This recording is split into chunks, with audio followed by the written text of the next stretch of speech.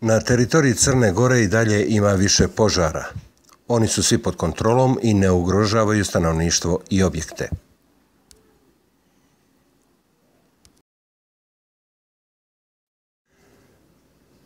Nijedna država nije dovoljno jaka da se sama suoči sa migracijama, transnacionalnim kriminalom ili terorizmom i ne može biti sigurna u svoju potpunu stabilnost ukoliko se nalazi u nestabilnom okruženju, poručuje predsjednik Skupštine Ivan Brajović.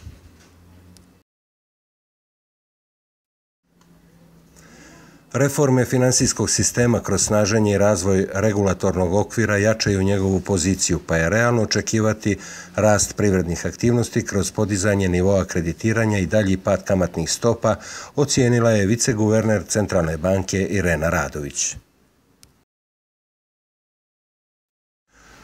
Tunel između Čekanja i Bukovice u dužini od 460 metara na putu od Cetinja prema Njegušima je probijen. Gradonačelnik prijestonice Cetinje Aleksandar Bogdanović kazao je da je teritorija prijestonice Cetinje u dijelu rekonstrukcije putne infrastrukture najveće gradilište u Crnoj Gori.